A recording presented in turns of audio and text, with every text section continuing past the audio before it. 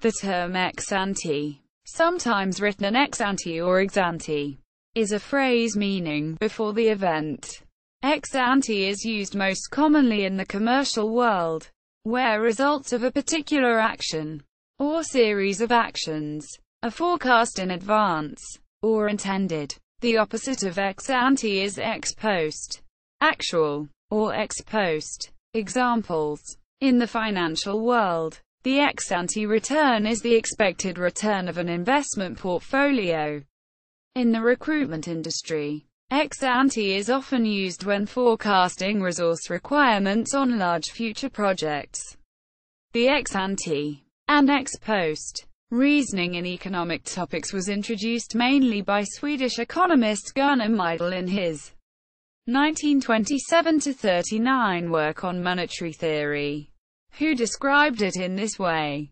An important distinction exists between prospective and retrospective methods of calculating economic quantities such as incomes, savings, and investments, and a corresponding distinction of great theoretical importance must be drawn between two alternative methods of defining these quantities.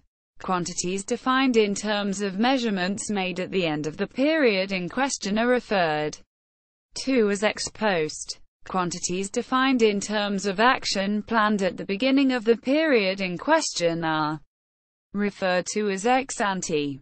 Focusing attention on the relation between saving and investment, Myrdal argued that one may without any contradiction consider that, as they are made by separate agents, ex-ante saving and investment decisions are not at parity in general, while ex-post saving and investment are recorded in bookkeeping balance exactly.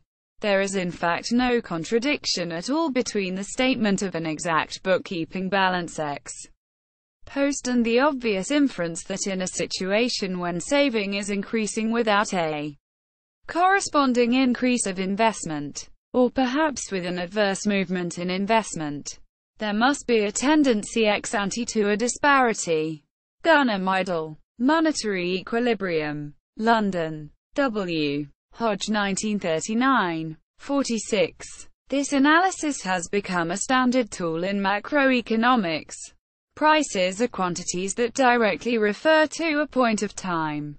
They are determined at a point of time after an ex-ante adjustment process has taken place.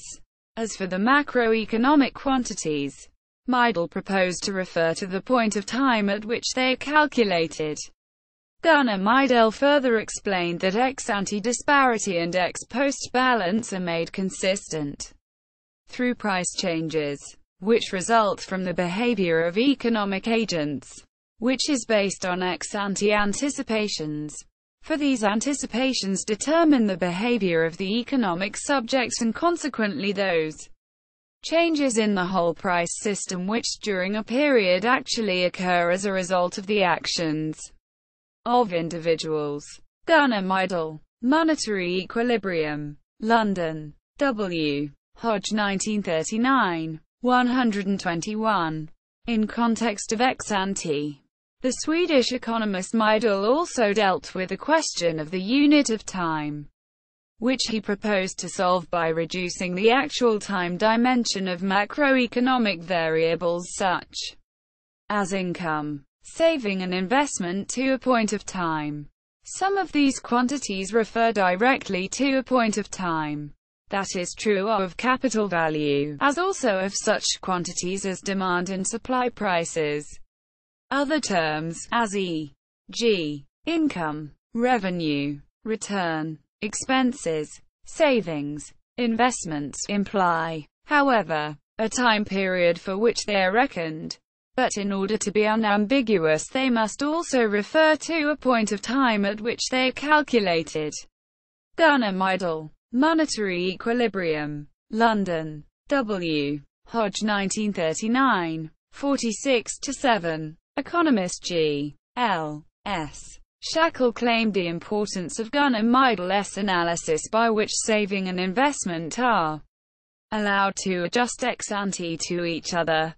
However, The reference to ex-ante and ex-post analysis has become so usual in modern macroeconomics that the position of John Maynard Keynes to not include it in his work was currently considered as an oddity, if not a mistake. As Shackle put it, Myrdalian ex-ante language would have saved the general theory from describing the flow of investment and the flow of saving as identically, tautologically equal, and within the same discourse, treating their equality as a condition which may, or not, be fulfilled. Shackle, G. L. S. 1989. What did the general theory do?